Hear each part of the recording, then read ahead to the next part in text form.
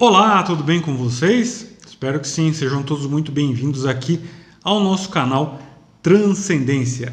E neste vídeo vamos atender a alguns pedidos e falar sobre diversas formas de gnosticismo da antiguidade, formas que a maioria das pessoas desconhece.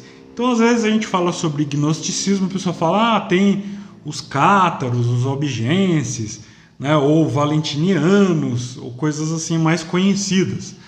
Mas a maioria das pessoas desconhece que existem muitas outras coisas por trás desse universo aí dos gnosticistas. E a primeira coisa a deixar claro, e que eu já falei em alguns outros vídeos, é que gnose é diferente de gnosticismo. Então muita gente confunde as duas coisas e acha que para ter a experiência da gnose seria necessário esposar as visões sincretistas dos gnosticistas. Então há também aqueles que são membros, ou partidários de movimentos modernos que se dizem gnósticos, quando na verdade não passam de novos grupos gnosticistas. Então vamos entender primeiro o que é essa divisão. Eu vou repetir aqui essa divisão das coisas para que quando nós desenvolvermos aí o tema do gnosticismo, não haja confusão. Então a palavra gnose vem do grego, gnosis, e significa conhecimento. Então o sentido original é de um conhecimento puro, transcendente, conhecimento das coisas e das verdades superiores. Então nós poderíamos dizer que a gnose é o conhecimento tradicional que constitui o fundo comum de todas as iniciações, e de onde os símbolos e as doutrinas são transmitidos desde a antiguidade mais recuada até os dias de hoje. Então a gnose é um conhecimento verdadeiramente secreto, incomunicável, indizível, o conhecimento íntimo do absoluto, a interioridade revelada do verbo no coração do homem, reintegrado à sua verdadeira natureza e à sua origem primeira. Então este é o sentido profundo e misterioso de gnose, que longe de ser uma concepção dualista, às vezes o pessoal fala, a gnose é dualista, né? Não, longe de ser uma concepção dualista ou maniqueia, ela implica bem ao contrário a compreensão da complementariedade e da analogia entre as coisas que estão no alto e que estão embaixo. Então, para resumir o que eu falei aqui, você não é gnóstico por ser membro de uma igreja que se diz gnóstica, que diz que é oriunda do apóstolo João, que diz que é templária, que diz que é martinista, que diz que é de Papos, que é valentiniana, que é do Júlio do Anel, enfim. Você não é gnóstico por nada disso, né? Como eu disse, gnóstico é aquele que tem o conhecimento íntimo do absoluto, conhecimento este que está em acordo com todas as tradições. Então, quem esposa visões contrárias às verdadeiras tradições em nome de uma pretensa gnose, entre aspas, é gnosticista e não gnóstico. Então, entendido isso, vamos adiante. Mas antes, eu gostaria de lembrar que tem muita gente reclamando aí que a frequência dos vídeos aqui do canal diminuiu. Só que a maioria dessas pessoas não é membro do canal, não ajuda lá no Apoia-se, não é membro da Escola da Tradição Primordial, não compra ou não comprou nenhum dos meus livros, etc. E eu preciso pagar contas, eu preciso comer, preciso me vestir, preciso comprar remédio, ou seja, como todo mundo, eu preciso de dinheiro. Eu não estou aqui no YouTube fazendo gracinha, mas sim trabalhando. Então, para passar essas informações aqui para você, eu tive que estudar muito. Os livros que eu usei não foram gratuitos. O tempo que eu gasto para produzir um vídeo desse não é de graça. Então, se você realmente gosta do canal, se você respeita o meu trabalho, torne-se membro, faça uma doação, nos ajude lá no Apoia-se. Então, tem um monte de gente que desativa apoio, ou que promete apoio e não ajuda, que não é membro, mas que quer ter pergunta respondida pelo e-mail, que quer vídeos com frequência, aí não dá, Então, para fazer os vídeos aqui, eu preciso ter meios para me dedicar. Não dá para fazer um monte de vídeo e não ter como me sustentar. Então ponha a mãozinha na consciência e antes de reclamar da frequência dos vídeos ou de me mandar um monte de e-mail com perguntinhas, né, algumas perguntinhas sobre o vídeo do canal dos outros, etc., que eu nem sei quem são às vezes, né? Então pense nisso, né? Ponha a mãozinha na consciência e ajude o canal aqui se você se sente beneficiado por ele. Bom, então vamos começar nossa viagem aí pelos principais grupos gnosticistas. Então se consideram fundadores do gnosticismo há dois personagens semimíticos, né? O Simão Samaritano, o mago, e Menandro, que era discípulo de Simão.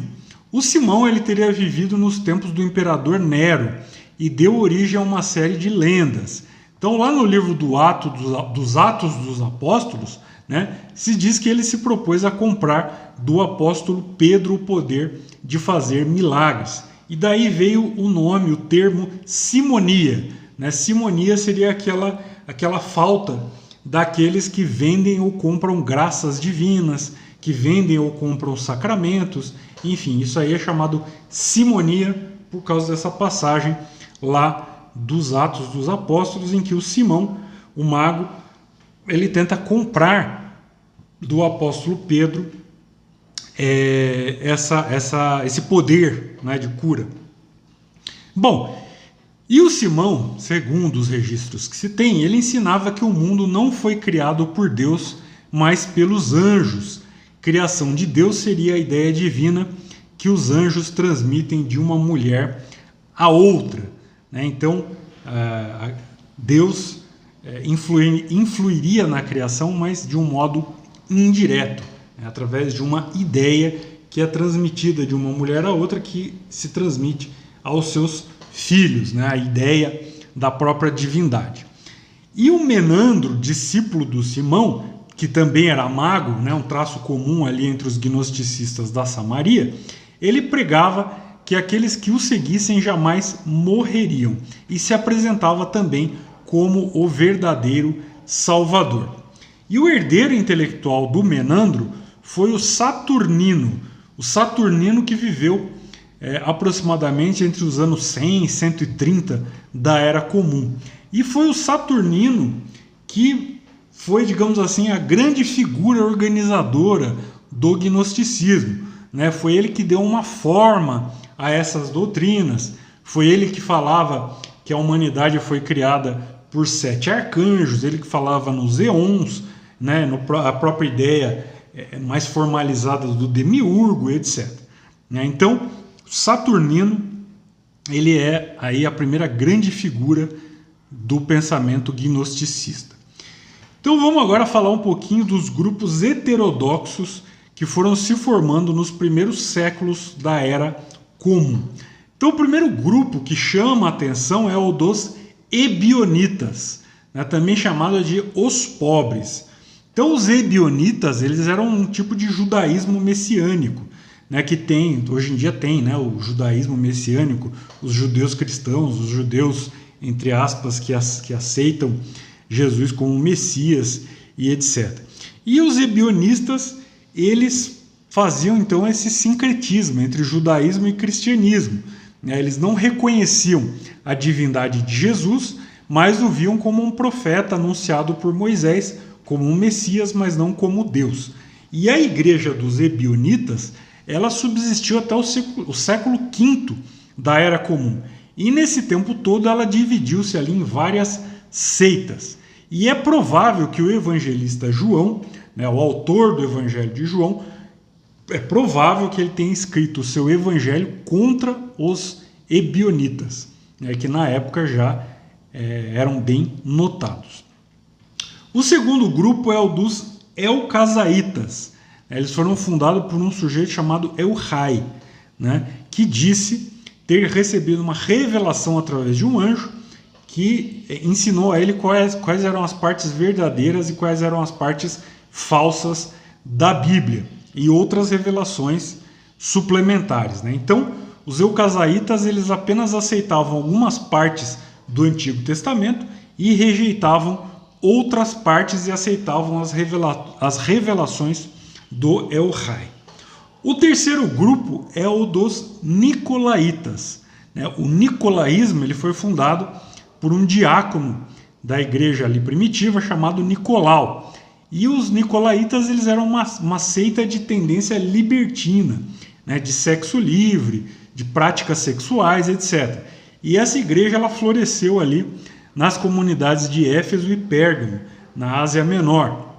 E os nicolaítas eles condenavam o Deus da criação como alguém que iludiu as esperanças apocalípticas e também rejeitavam o Antigo Testamento. O quarto grupo interessante é o dos Cerintianos. Os Cerintianos foram fundados pelo Cerinto. Cerinto acreditava que Cristo não nasceu Deus, mas que ele tinha se tornado Deus no batismo. Então, ao morrer, Jesus teria sido novamente abandonado por Deus, tendo de recebê-lo outra vez no futuro, em sua segunda vinda, quando acontecesse o julgamento universal. Então vejam quantas doutrinas aconteciam ali nos primeiros séculos da Era Comum. Está gostando do vídeo? Então torne-se membro do canal, nos ajude a manter o projeto, a manter essa porta aberta para quem quer ter um conhecimento sério. Clica aí no botãozinho Seja Membro e escolha o seu plano mensal, tendo acesso a vídeos exclusivos. Nos ajude também através do Apoia-se. O link estará na descrição. E se você tem interesse nos meus livros, clica aí na descrição e os adquira. Fazendo isso, você também ajuda e muito o meu trabalho. Bom, além desses grupos que eu já citei, surgiram também os chamados barbelognósticos. A palavra vem do siríaco, barba-eló, que significa Deus em quatro, ou Deus dividido em quatro. Ou seja, os barbelognósticos, eles acreditavam que o pensamento implícito da divindade contém em si a sua própria explicitação, ou seja, eles dividiam o pensamento da divindade em quatro. Então é o pensamento, o pré-conhecimento, a incorruptibilidade e a vida eterna. E na mesma época que surgiram os barbelognósticos, surgiram também os setianos ofitas. E essas ideias todas, todo esse bolo de conceitos, etc., eles passaram então lá para o Egito, especialmente para a cidade de Alexandria, onde o Valentiniano ou Valentiano foi o seu maior defensor junto com o Carpócrates. Os carpocracianos ensinavam que Jesus teria sido um sacerdote de Ísis e que a sua doutrina, na verdade, seria um tipo de tradução dos mistérios de Ísis para os hebreus.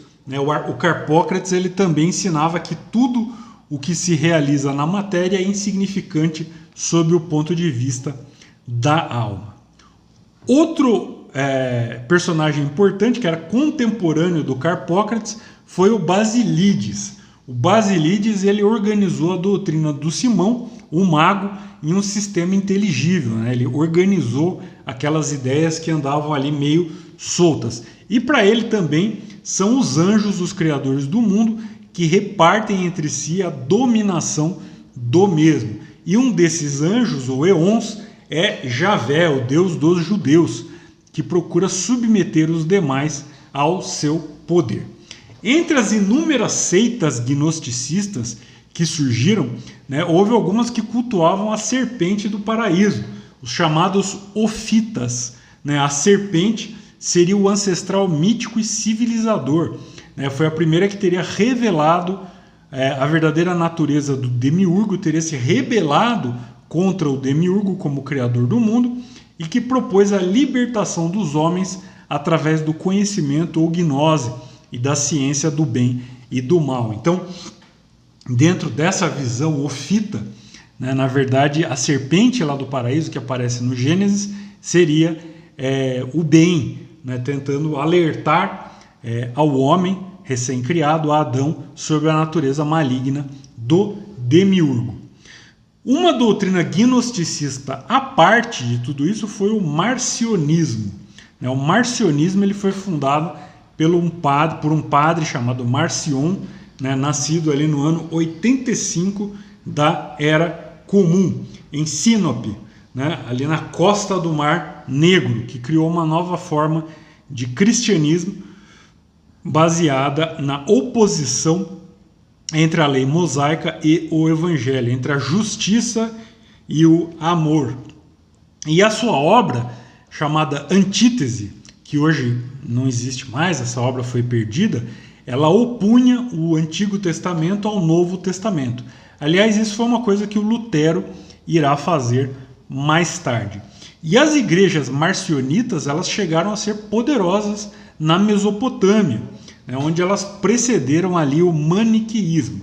E o principal opositor do marcionismo foi um teólogo famoso chamado Tertuliano, que escreveu um tratado chamado Adversus Marcionem, ou Martionem. Está aprendendo coisas novas? Que bom! Então, se você gosta desse tipo de temática, conheça a nossa Escola da Tradição Primordial. Lá nós nos aprofundamos em uma série de temas como esse. O link estará aqui na descrição do vídeo. Bom, entre os anos 150 e 157 da Era Comum, apareceu lá na Frígia, na Ásia Menor, um movimento denominado de montanismo, que se organizou rapidamente em comunidades na Ásia Menor, em Roma e na África do Norte. Então, seu fundador foi o Montano. Montano era um sacerdote da deusa Cibele, que mais tarde se converteu ao cristianismo.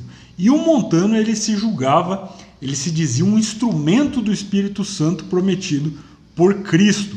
Ele dizia que com ele iria iniciar-se uma nova era. E ele recrutou duas mulheres, a Prisca e a Maximila, que eram as profetisas, eram como se fossem ali as profetisas da comunidade dos montanistas.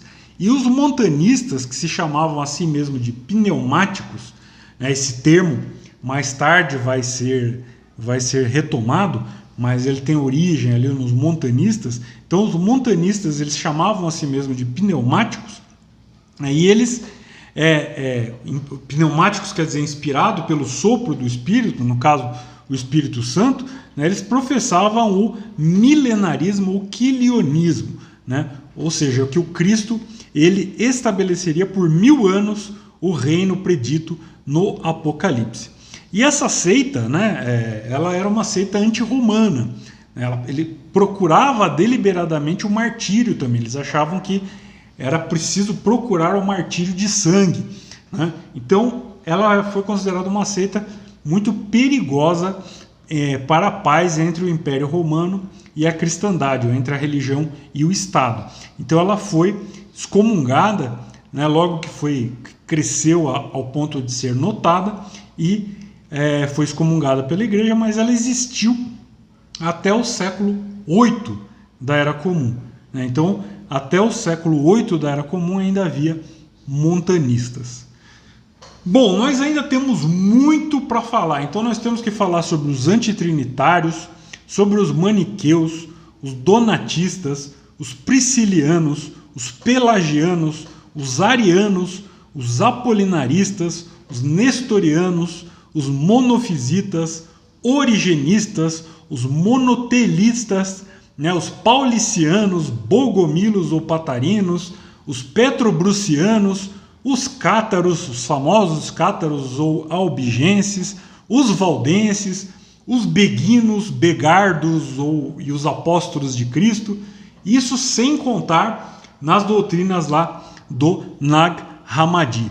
Mas esses aprofundamentos todos, vão estar em vídeos exclusivos para os membros. E se você não quiser perder, então torne-se um membro. Obrigado por ter me assistido até agora e até o nosso próximo vídeo. Tchau!